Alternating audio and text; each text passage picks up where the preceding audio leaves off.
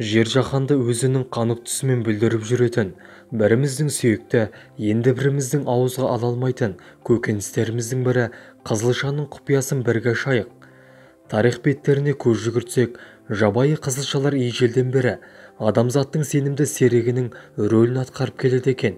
Біздің заманымызға дейінгі 2000-1000 жылдары қызылшаның жапырақтары көкөніс ретінде және әртүрлі ауруларға шипа болатын дәрі ретінде қолданған. Сіздермен бірге дертке дауа арнасы. Достар, біздің арнаны 72% адамдар арнаға тіркелусіз қарайды екен. Егерде сіз осы видеоны көріп отырсаңыз, арнаға тіркеліп, лайк басып, қоңыраушаны баса кетіңіз. Сіздің оп-оңай, болмашы ғана әрекетіңіз бізді шабыттандырады. Қызылша аты аталатын ежелгі құжат ретінде Вавилон патшасы Мерадах Баладаның біздің заманымызға дейінгі 722-711 жылдары бақшасында егілген өсімдіктердің тізімін атауға болады. Көп ғалымдар қызылшаның отаны Вавилон деген қорытынды жасап жатады. Аталған жазбада қызылша жергілікті көкөніс емес, Сириядан әкелінген деседі. Бертін келе қызылша Азия халықтары мен жерорта теңіздеріне таралып кетеді. Халық медицинасында дәрі-дәрмек ретінде қызылшаның жапырақтарын ғана емес, тамырларында қолданғандығы Гиппократ және Аристофан, Феофраст еңбектерінде дәлелденген.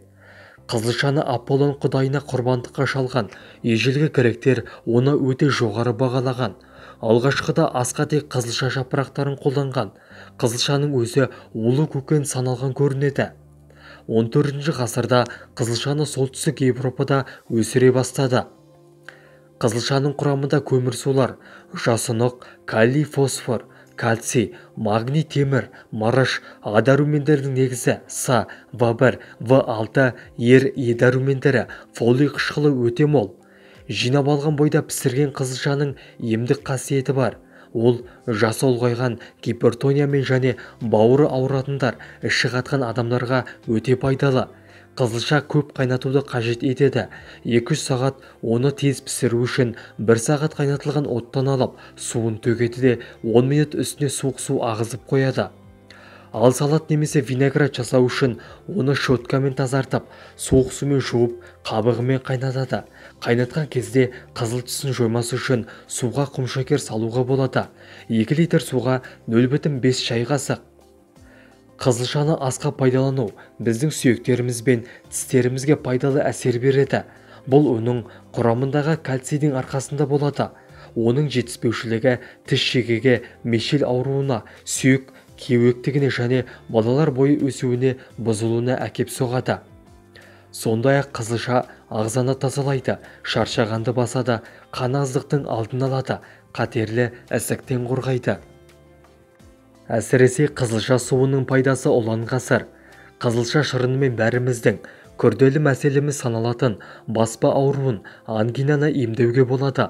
Ол үшін бір стақан қызылша шырынына біраз қасық балды қосыңыз да, дайын болған қоспамен күніне 6 рет тамағыңызды шайыңыз. Қызылша шырыны өт жолдары мен ішектерді тазартып, асқазанды емдейді. Асқынып кеткен жаралар мен өзге де қабынған теріні таңып тастауға болады. Қызылшаны диетаға қосудың маңызды артықшылықтары: қатерлі ісіктен қорғайтын антиоксиданттардың жоғарғы мөлшері, көздің денсаулығын жақсартады, уытты заттарды жою және жүрек денсаулығын жақсартады. Құрамында қабынуға қарсы қасиеттері де бар.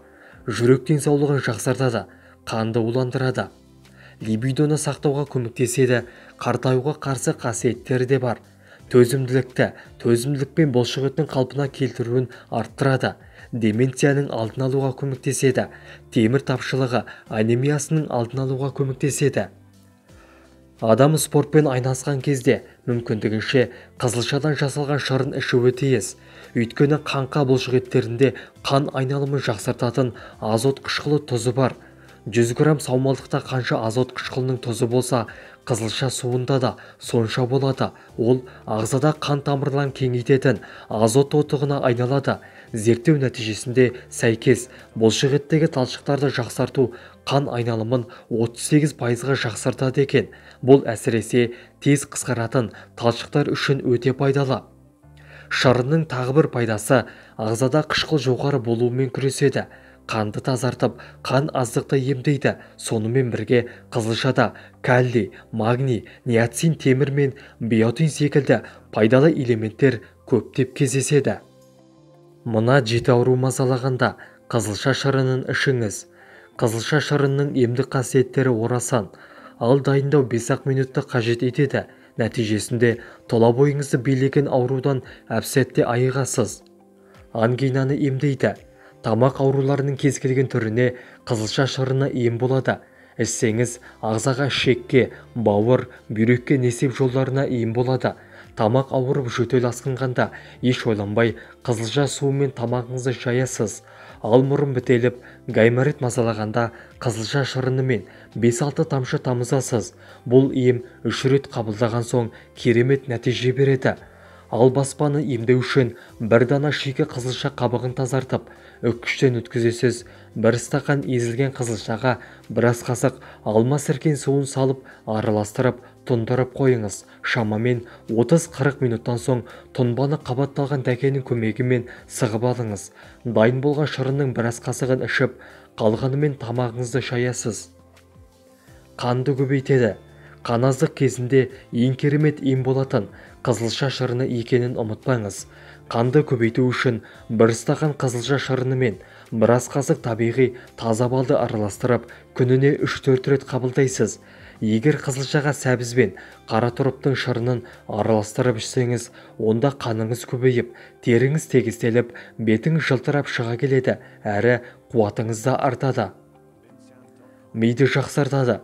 Жас ұлғайған сайын адамның миы шаршап, өзінің жұмысын қалыпты жүргізе алмайды екен. Осы кезде есте сақтау қабілетінің нашарлауы, ұмытшақтық секілді жайсыздықтар пайда болады. Ал мұның алдын алғыңыз келсе, қызылша суының көмегіне жүгініңіз. Егер күніне бір стақан балғын дайындалған қызылша суын ішсеңіз, онда миыңыз жасарып, жұмысы жақсарады. Әсіресе қан қысымы тұрақсыз жандарға таптырмайтын ем. Бір стақан қызылша шырыны қан қысымын қалыпты ұстап, көңіл күйді көтереді. Егер біз ұсынған емді үзбей қабылдасаңыз, оң нәтижесін 6 айдың ішінде анық байқайсыз. Бауырдың жұмысын жеңілдетеді. Егер күніне 3 рет қызылша шырынын ішсеңіз, бауыр ауруынан біржолата құтыласыз. Ал қалай ішу керектігіне назарыңызды салыңыз. Ем күніне 1 немесе 3 стақан қызылша суын ішесіз. Оған қоса 100 грамм шикі қызылшаны үккіштен өткізіп жейсіз. Қызылшаның құрамындағы бетаин заты бауырдың жұмысын жеңілдетеді. Сонымен қатар өт жолдарына, асқазан ауруларына және сары ауруға керемет ем болады. Бұлшықетті қалпына келтіреді. Қызылша шырыны бұлшықеттің ауруын басады, әрі қатайтады. Спортпен айналысатындарға күніне кем дегенде 200 грамм балғын қызылша шырынын ішуге кеңес береміз. Физикалық жаттығу, үздіксіз қозғалыс ауыр бұлшықетке салмақ салады. Ал оны қайта қалпына келтіретін бірден-бір ем қызылша шырыны. Онкологиялық аурулардың алдын алады. Егер сізде онкологиялық аурулардың белгілері біліне бастаса, дереу қызылша шырынын ем ретінде қабылдауды әдетке айналдырыңыз. 7 күн үзбей ішіп, қайта тексеруден өтіңіз. Міне, ғажап, өз көзіңізге өзіңіз сенбейсіз. Өйткені қызылша шырыны сіздегі онкологиялық клеткаларды қалпына келтіріп, аурудың алдын алады. Шылақтан тазалайды. Қызылша шырынның көмегімен ағзаны улы заттардан, шлактан тазалауға болады. Ол үшін аш қарынға 1-2 ас қасық қызылша шырынын ем ретінде қабылдайсыз. Арада 3 күн өтісімен-ақ кіші дәретіңіздің түсі өзгеріп, бауыр мен ішектің жұмысы жақсарады. Нәтижесінде теріңіз жасарып, ағзаңыз шлактан тазарады. Ем болсын. Видеоны жақындарыңызбен және достарыңызбен бөлісіңіз. Келесі видеода кездескенше сау саламатта болайық. Ауырмаңыздар, дендеріңіз сау болсын.